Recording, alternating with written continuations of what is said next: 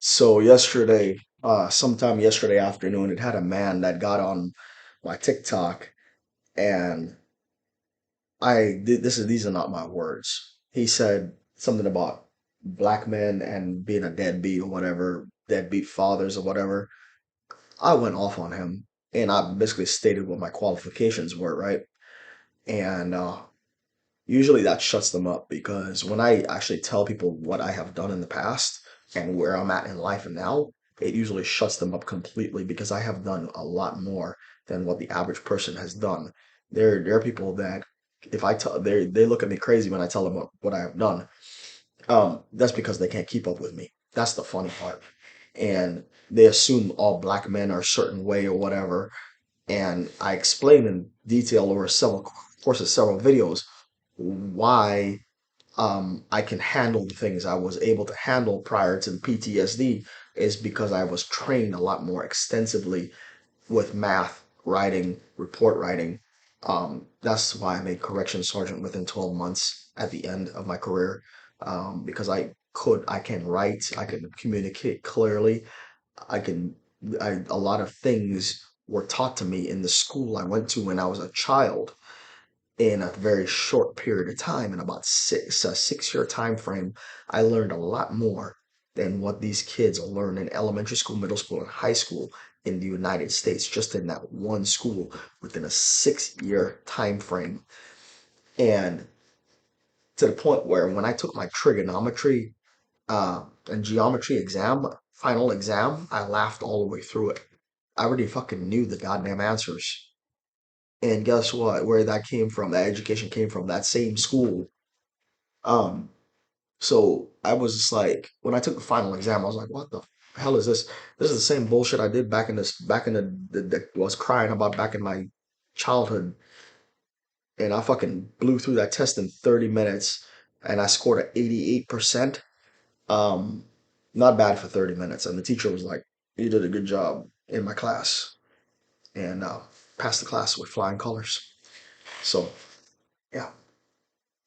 So yeah, it helps when you're trained to do stuff. And these people cannot fucking handle it because their fucking life is going nowhere no time soon because they're not working on themselves. They just want everything to be magically handed to them. They think they deserve everything and they have done nothing. That's the funny part. So until you do something with your life, you don't deserve anything. And then to assume that all black men are have a low IQ and to get on TikTok and comment about my IQ, I'm gonna tell you right now, my IQ is a lot higher than yours, a lot higher.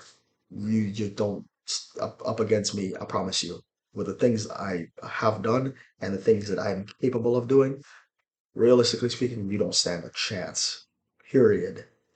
Like I said, if you're not trained, you're average. I am not average by any means. You don't have a chance. To tell you the truth. So I'm gonna just kind of bust your bubble right there.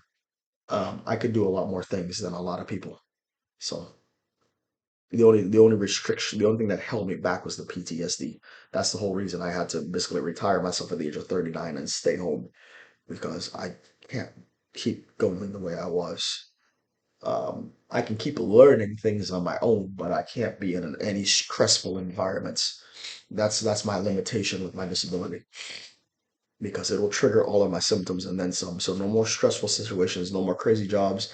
And every single fucking job I had in my lifetime was U.S. Army, armed security, security, corrections sergeant. That was the entirety of my career. I took a break to go to college and get certified in pipe fitting. So I graduated college with an associate's degree and certified in pipe fitting. And that was the break I had from the craziness.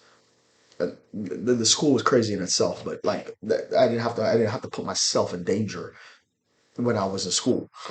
But everything else outside of school was U.S. Army, armed security, unarmed security, corrections sergeant. That was like the entirety of my career besides school. And every time I went to work was something absolutely nuts. I had to fight somebody. I had to defend myself against a dog with a 9mm Glock 19 at one point. Then I had to fight inmates for two agencies, Texas and Indiana. I was just like, At 39, the PTSD was so bad. I was like, enough is enough. It is time to retire. It is time to stop this bullshit, and it's time to move on with the rest of my life. Today, I am a full-time professional martial artist with 2 black belts and 2 styles. I study Kukkiwon Taekwondo currently. The last style I studied, the first style I studied was the International Taekwondo Alliance, ITA. I earned 2 black belts twice. I was promoted to black belt 2 different times by 2 different masters. So for Kukkiwon, I started over as a white belt. They didn't just put me as a black belt in Kukkiwon.